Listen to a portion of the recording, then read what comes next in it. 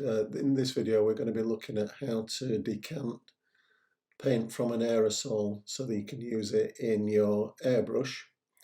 The reasons why we're doing that is that it's a lot more controllable and you use an awful lot less paint in the process, so you save a bit of money as well. These aerosol cans are quite expensive. The fine primer that I use all the time on models is probably around £7 to £8 in the UK, so it's well worth preserving as much of it as you can. And we do that by, as I said, decanting the paint from the aerosol can itself so we can use it in the airbrush. To do that we need to provide a nozzle. You can't just spray this straight into a container, it will go everywhere. So at this stage we're just using this is an old pipette that I'm using to cut down to size. You want a tight fit over the aerosol nozzle there. So a couple of test fits to see how much we need to take off the tube there. You can use a drinking straw for this. I've used a drinking straw in the past, but they're not quite as stiff. They're a bit more difficult to get a decent fit. But that's a nice tight fit on the nozzle. As a bit of extra security, we're going to just put a bit of tape around to hold that on. Once these are on, I don't take them off again. I never use paint straight from an aerosol can. So you don't have to do this over and over again. The tube is broad enough not to get blocked up. So it's a one-off job is this, you don't need to be doing it all the time. So there we are, it's all nice and tight. So we're going to put some in the little medicine bottle there. Obviously you can use an old paint tin, or as long as it's clean, or a glass bottle, again as long as it's clean. So a good shake. I sometimes warm aerosols up in just warm water, not hot water. Obviously it'd be dangerous to do that. And a nice gentle pressure on the nozzle. You don't want the paint flying out. So just get as much out as you're going to need. I usually take somewhere between 5 and 10 mils at a time. It's enough for 2 refills of the airbrush, which has a 5 ml cup on it.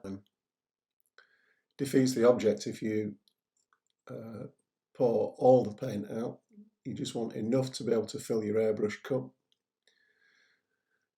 The thing is with decanting is that you've got to let the paint settle down. The propellant in the aerosol can itself remains in the paint for a while. You can see it rushing up to the top there. It's no good trying to spray straight away while the paint is in that state. You'll get air coming through the nozzle and spattering the finish on the model itself. So you need to let that settle down.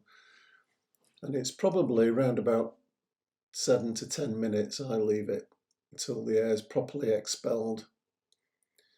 You can see it's still rising to the top. That's not usable. So you just got to be patient. The paint won't go off. It's very thin. It's proper spraying consistency, around the consistency of milk. That's what you're looking for. You can see the air has more or less stopped rising. There's 1 or 2 bubbles there, so just leave it a little bit longer. But it's ready to go now. And here's the advantage of doing it. Obviously, this is much more controlled than using the aerosol itself. You can get into all the nooks and crannies without pouring paint all over the place. And in the process, obviously, it's a lot more economical.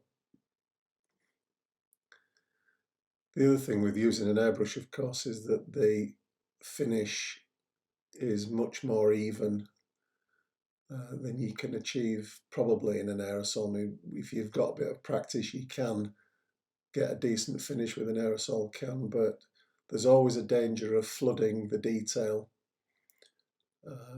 and getting runs and so on, which is a lot less possible with an airbrush, especially if you're used to using an airbrush. So coming to the end of finishing this car body, probably used 15 mils or so on the body itself and the chassis off camera, which is obviously a lot more efficient and a better finish, I think. So give it a go. Hope you've taken something from this video, and we'll see you next time. Bye bye.